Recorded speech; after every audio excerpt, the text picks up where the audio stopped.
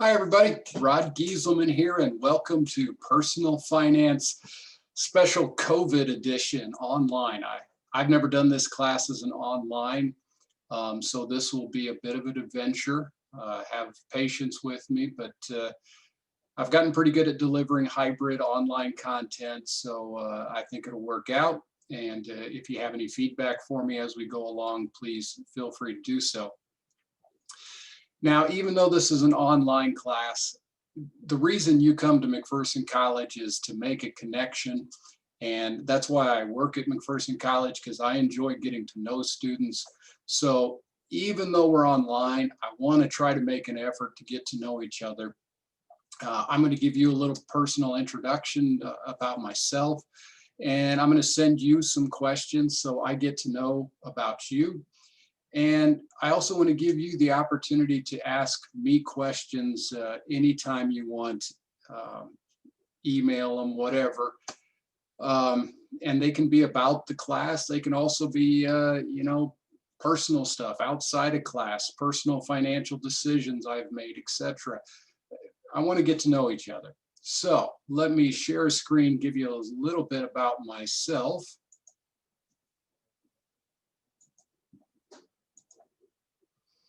Okay, so I live on an acreage about 10 miles outside of McPherson. I grew up on a farm. You could say I grew up a poor farm boy. So I enjoy being out in the country. So I have an acreage. I call it a hobby farm. I have two daughters, just a little bit older than you. Danielle is 25, and she is in her final year of veterinary medicine school at K-State. And Nicole, she turns 23 next month. She graduated from college a little over a year ago and has a job doing online writing and marketing for a nonprofit in Washington, D.C. They probably look similar. They couldn't be much more dissimilar. Danielle is organized, disciplined, conservative as heck, and Nicole is the artistic type, and she's all tatted and pierced, and they're very, very different. For those of you that are car guys, I'm a car guy. I've got a little Miata. My wife and I have driven that across the country. I've got an old 52 Chevy that maybe you've seen on campus. I restored a tractor, and I have another old tractor on the place. So for those auto folks in the audience, that's part of what I do. I also build furniture, both of the arts and crafts style, antique style, and some automotive furniture. These two things are in my office if you stop by sometime once we get back onto campus in February. So, personal finance. What is the importance of this class?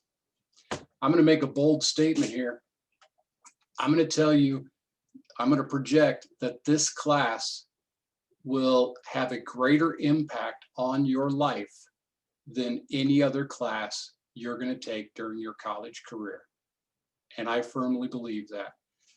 You are going to learn lots and lots of materials about how to manage your financial affairs.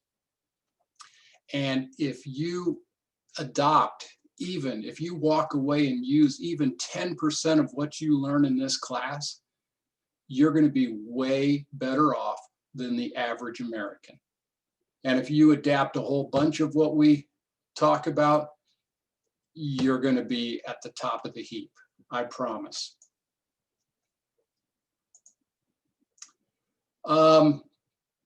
This is my 18th year at McPherson College. So yeah, damn it, I'm getting old. Now, I also have a life BC, which means before college. Prior to coming here, I was the CFO of a corporation. So very much a finance guy, but there I was managing finances for a $250 million company. So I'm going to sum up real quickly the secret to financial success. And here it is, or here's half of it. Spend less than what you make and save the rest. Spend less than you make. Sounds like rocket science, doesn't it? Then with what you save, earn an okay return for a long time. So right there, I have given you everything you need to know about personal finance. Spend less than what you make and save the rest. Earn an okay return for a long time. That's it. Obviously, it gets more complicated than that, and we're going to dig into this. We're going to talk about how do you spend less? How do you save? How do you earn an okay return? And what is the importance of a long time? So that's what this course is about, is basically digging into these essentials. And when you do these, if you do these and learn and buy into this, you will be a multimillionaire. How many of you would like to be a multimillionaire? I am going to draw you the map to get you there. One of the first things I want to do is have you reflect on lessons that you've learned about money. So I don't care if it's last year. I don't care if you go back to when you were 5 years old. I want you to think about what observations, what have you been taught? What actions did you see people take that taught you something about money? Let me give you a couple of my personal examples to kind of get you going. First one is I knew a lady at one time, an old church lady, and she rattled off this line: wear it out, use it up, make do, do without. Wear it out, use it up, make do, do without.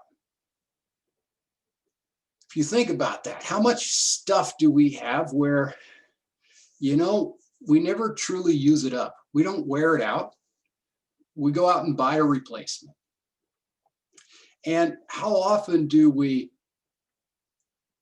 have something that, we don't really need, but hell, it's right there at the press of a button with Amazon or right there at Walmart. So we go ahead and get it, even though we didn't really have to do it. So that saying just has always stuck with me as kind of a summary of that's what being frugal is about. Wear it out, use it up, make do, do without. That's one lesson. Second one is more personal. So my oldest brother is 12 years older than me. So there's a pretty big gap between us. And he was kind of a rebel in high school. So, when he turned 18, he moved out of the house and went on his own. So he moved out of the house when I was like 6 years old. And I don't remember, I was probably 7, 8 years old at the time. So he hadn't been in the house for a while. And I'm a little kid and I'm at the county fair. So I'm on the carnival route, where the rides are and everything. It was a big deal. And I run into my brother. This is probably Saturday night, run into my brother. And, I didn't understand it at the time. Now in hindsight, I understand he probably had quite a few beers in him. Okay. So he was putting a few back, and he, made a big deal. Oh, it's my little brother. He had some friends with him. It's my little brother. And he said, I want to buy you something. Okay. I thought the situation was kind of weird, but I'm a little kid. It's my big brother. So he takes me over to the stand in the carnival where they sell souvenirs. And he says, pick something out. I want to buy you something. Pick something out. That the carnival stuff, it's all a bunch of crap, right? So for some reason, I picked out this red, white, and blue cowboy hat. Now, give me a break. I'm 7 or 8 years old. So this cloth, red, white, and blue cowboy hat. And he bought it for me, and he was so proud that he had spent some money on his little brother. Well, I had that hat for years. I never wore it. I didn't like it that well. I hung on to it though, because he bought it for me. It'd be kind of rude not to. But I always thought it was kind of strange. And even at that young age, I realized what a waste of money, right? This crappy souvenir that my brother wanted to buy me, but I really didn't want. It was just kind of a piece of crap. It was just stuff. And that's always stuck with me, that, so many times in life, we end up buying stuff that we don't need. And I'm going to talk about that more later in the semester. And, you really need to figure out what has value to you and then put your money there and not blow it on stuff. But anyway, I hope you understand that story,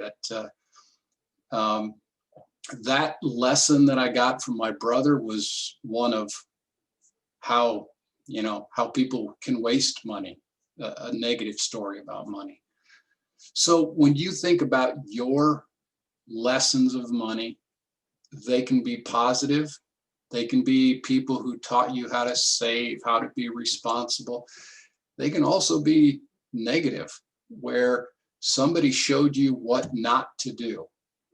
Maybe you've had people in your life who have made major financial mistakes or been through bankruptcy or whatever the case. I want you to think about what stories have really impacted the way you think about money. And what I'd like you then to do is to write a little reflection paper for me. I'm thinking a page-ish. Understand, in all homework, I am more worried about quality, depth of thought, content than I am quantity. So don't put in a bunch of bullshit like you do in rhetoric class just to hit the requirement. But I do want some real depth of thought. Tell me about those times where you've learned something about money, you've been impacted on the way you think about money, and dig down and tell me about it.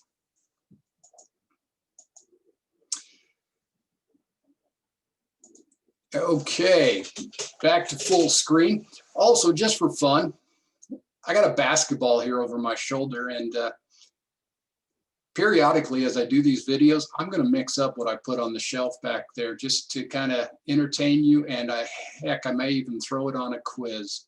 What was on the shelf. So just to make sure you've watched the video. That's it for the personal introduction.